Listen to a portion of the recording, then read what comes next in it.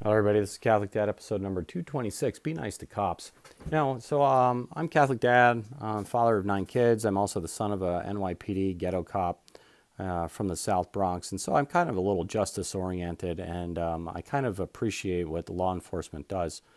And I think probably what's been going on in the world in terms of demonizing the police is not good for people. It's not good for society. It's not good for police officers. Because police, I don't know if you ever met police officers before on a personal level. Most of them are pretty nice guys or girls. I've not, actually never actually spoken with a female police officer before, but they're pretty nice guys and they're upstanding and they're usually out for doing the good and protecting society and protecting and serving. That's what they do. But for these people out there that are constantly criticizing cops and constantly second guessing what they're doing, I'd like you to try their job for a little bit because, for the most part, they get called all day long with lots of crappy jobs. That there's a domestic violence fight, and then some of the drunk guys throwing beer bottles at him, and he has to fight him to the ground and wrestle him, and then he has to bring him to, the station house and collar him. Then they get called for a traffic stop. Somebody mouths off on them a traffic stop, and then sometimes they have to arrest those people because they're high on drugs. And usually every arrest is somewhat of an arrest where they resist a little bit because they don't want to be arrested. So usually it's a verbal pushback, but sometimes it's a physical pushback. And cops are constantly in some kind of situation where they could have a violent interaction and potentially they could lose their life, even in the simplest of all cases. I'll give you an example, by the way. I don't know if you remember Michael Brown within Ferguson, Missouri. He was a big, strong African American kid. He pushed over. He's 18 years old. I don't even want to call him a kid. He pushed over a grocery store, stole some stuff, walked out. He was acting a little erratically, and then some cops were a cop was questioning him, and he decided to attack the cop in a squad car. And so he was reaching through the window trying to get his gun. He punched him in the face. Eventually, the cop got out, and Michael Brown started walking away from him. Then he turns around and he charges Michael Brown. Michael Brown puts some bullets in him and the police officer puts some bullets in him and takes him down. And this caused a lot of riots in Ferguson, Missouri. It was a real shame, that this kid, large kid by the way, he was like 6'5" or something, had to turn around and try to attack the police officer and do damage to the police officer. But you never know what's going to happen because that cop, he was an unarmed teenager, but was he really unarmed? And so I was in just to let you know, I was in a big hospital meeting. I was the chairman of our board of directors at one point in time, and I was invited to a big corporate meeting down in Nashville, Tennessee. A lot of hospital groups are in Nashville and St. Louis. That's where they're headquartered due to tax advantage. Well, anyway, so I was sitting at a table with a lot of the huge execs within a very large hospital systems. These guys pull down multi-million dollars a year, and I was with some of the nuns from the hospital system as well, and we're talking about Michael Brown in the Ferguson, Missouri shooting, and it was pretty ubiquitous around the table that they said that they thought the police officer did something wrong and the police officer had to go to jail. All the $1 million execs were saying that. All the sisters of sisters within the hospital were saying that. And I was strangely quiet because I'm not usually strangely quiet, but I was strangely quiet because I know my position and when I should speak and when I shouldn't. I'm kind of a chairman of a board of directors in a small town hospital, but I shouldn't be telling the execs what I think they should be doing because you kind of have to make favor with them.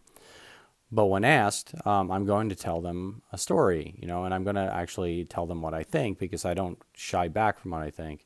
And so one of the big CEOs of the corporate system said, "Oh, Paul, what do you think? After I went around, what do you think should happen to the police officer that shot Michael Brown?" And I said to him, my father once shot an unarmed black man that was charging him, and he hit him 3 times, and he dropped to the ground right in front of my dad, and as he once he attended to the guy, turned out he wasn't unarmed. He had a knife, right? And his knife he didn't notice. He just saw the guy charging at him, so he started shooting at him.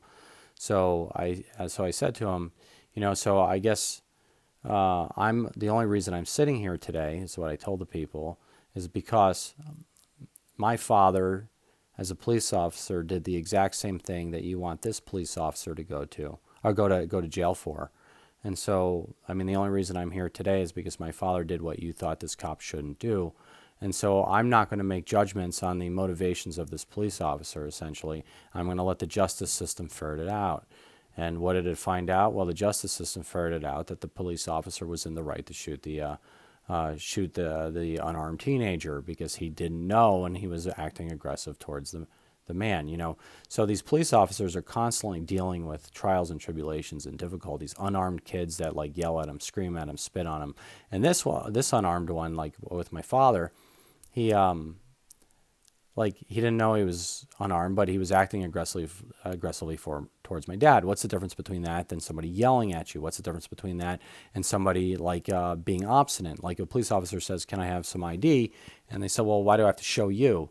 You're giving him pushback in a situation. He may have just wrestled a drunk to the ground. He may have just arrested a meth head. He may have just pulled a man off of a woman in domestic violence. He may have been tangling with obstinate people all day long.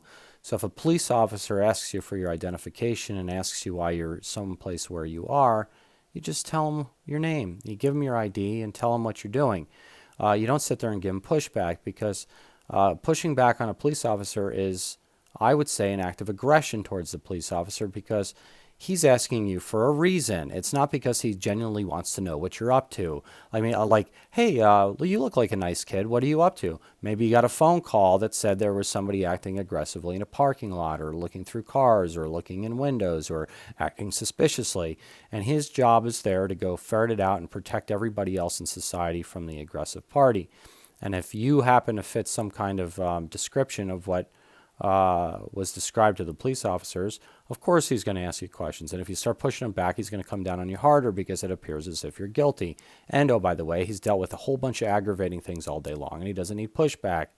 And so just something to think about. Be nice to the cops because they have to go home to their kids at the end of the day. And if you push back on them, you're acting aggressive.